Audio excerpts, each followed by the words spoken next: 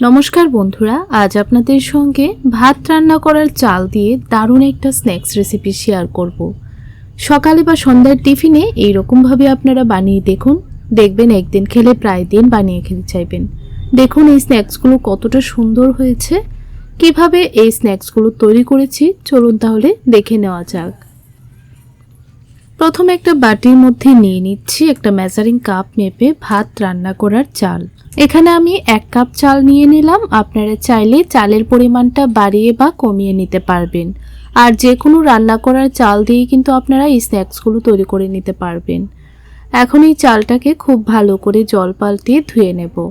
প্রায় 3 থেকে 4 বার ভালো করে কিন্তু ধুয়ে নিতে হবে, তাহলে দেখবেন এই স্ন্যাক্সগুলোর কালার খুব সুন্দর আসবে। তো দেখুন ভালো করে হাত দিয়ে কষলিয়ে চালটাকে ধুয়ে নিয়েছি। এখন এই চালের জলটা ফেলে দিয়ে প্রায় 10 থেকে 15 মিনিটের জন্য কিন্তু ভিজিয়ে রেখে দেব। ততক্ষণে কিন্তু চালটা ভালো করে ফুলে যাবে আর একদম নরম হয়ে যাবে। তো দেখুন প্রায় 20 থেকে 25 মিনিট পর ফিরে আসলাম। তো দেখুন ভালো করে কিন্তু চালটা একদম ফুলে গেছে আর একদম নরমও হয়ে গেছে। এখন এই চালের জলটা ফেলে দিয়ে একটা মিক্সি জারের মধ্যে নিয়ে নেব। তো সবটা চাল এই মিক্সি জারটার মধ্যে নিয়ে নিচ্ছি। এখন আমি আগে থেকেই প্রায় 2টো আলু সেদ্ধ করে নিয়েছিলাম, সেদ্ধ আলুটা দিয়ে দিলাম। এখন এই চালটাকে খুব ভালো করে পেস্ট করে নিয়েছি।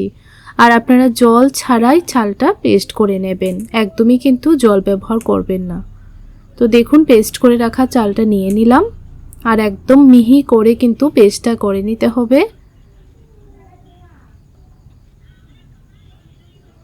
এখন আমি এখানে দিয়ে দিচ্ছি ঝাল বুঝে কাঁচা লঙ্কা কুচি।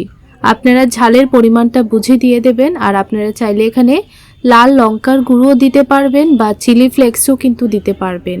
এখন কিছু ধনেপাতা কুচি করে দিয়ে দিলাম আর দিয়ে দেব 1 টিস্পুন আস্ত জিরে।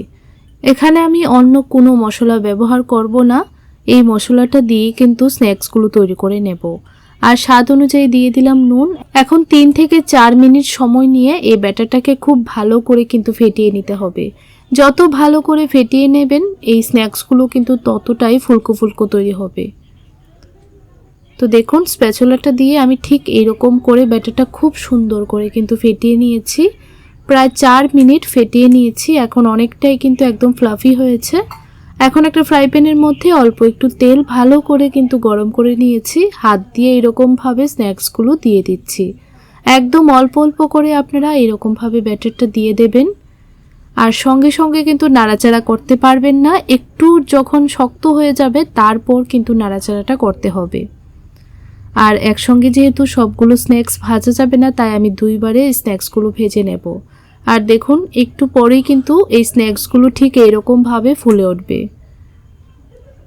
গ্যাসের ফ্লেমটা একদম লো টু মিডিয়ামের মধ্যে রেখে ভেজে নেবেন, তাহলে দেখবেন স্ন্যাক্সগুলো খুব সুন্দরভাবে ভাজা হবে, কালারটাও সুন্দর আসবে আর ভেতরটাও কিন্তু খুব সুন্দরভাবে রান্না হবে।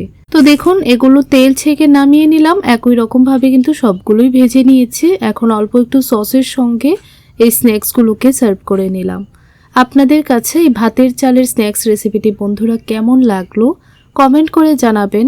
আর ভিডিওটা দেখে যদি একটু উপকৃত হয়ে থাকেন তাহলে লাইক শেয়ার সাবস্ক্রাইব করতে কিন্তু একদমই ভুলবেন না। আর দেখুন ভেতরটা কতটা ফ্লাফি হয়েছে আর একদম কিন্তু ভেতরটা সফট হয় আর উপরটা একদম ক্রিস্পি তৈরি হয়। আজ এই পর্যন্তই, দেখা হবে পরবর্তী ভিডিওতে। ততক্ষণ আপনারা ভালো থাকবেন, সুস্থ থাকবেন।